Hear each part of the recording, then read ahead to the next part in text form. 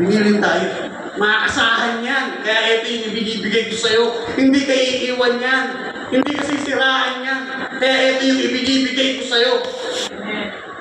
Ganun niya tinignan si Juan doon. Binili niya. Amen.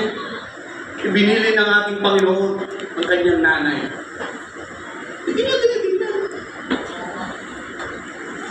Sino maasahan dito? Ayun nyo. Sino maasahan dito? Taas ang kamay. Hindi, totoo. Sino maasahan dito? Hindi, taas ang kamay. Sino maasahan dito? Di ba kayo maasahan? Brother Edwin, maasahan ka? Pwede na akong mag-store. Di ba? Kapag kasi maaasahan ka, amen, hindi ka nang tumayo. Alam mo sa sarili mo, alam ng Diyos na hindi mo siya iiwan, hindi mo siya pagpapalit, hindi mo siya kung anong gagawin mo, hindi mo babasusin ang gawain niya, ipagtatanggol mo yung tama para sa gawain ng Diyos.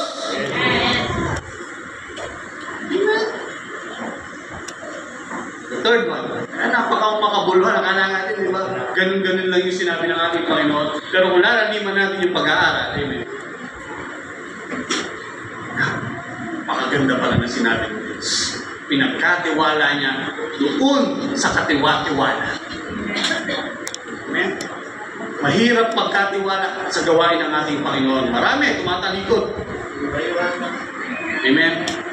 Pero kapag pinili ka ng Diyos, mga pinili ng ating Panginoon, hindi tatalikod ka. Amen? 4. Sabi niya, My God, why you have you forsaken? Bakit mo ako pinabayaan? Matthew 27:6. And Mark 15:35. Amen? Naramdaman kasi ng ating Panginoon sa pagiging tao niya, yung malapit na siya mamatay. Siguro to mga nasa alas 5 na. Ay, alas 2 na. 3, mamatay na siya ng 3 eh. Alas 2 na. Sobrang init. Di ba, kapag namatay yung isang tao, pag nakita mo yung isang tao na namamatay, talagang nanginginig na. Wala na eh.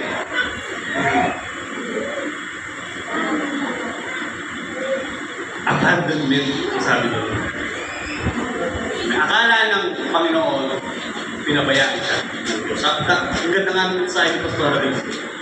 Akala niya. Pero, nung in-example niya, yung akala natin pinabayaan na tayo ng ating Panginoon, pero tinitingnan lang pala. At the end, akala natin tayo pa yung gumagalaw, pero si Lord na pala yung nagpapasansa. Sabi niya, as a death approaches, Jesus experienced utter dereliction from God and His closest disciples. Napakasakit po, makita mo. Hindi natulong yung leader, amen. Kahit sa pamilya lang, di ba? Pag alam mo malapit na mamatay si Lola, di ba? Napakasakit. Amen. Napakasakit makita. Amen. Kaya nasabi niya to, My God!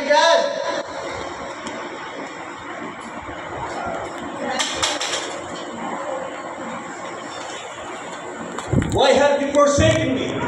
Bakit? Bakit mo pinabayaan? Amen. At that time,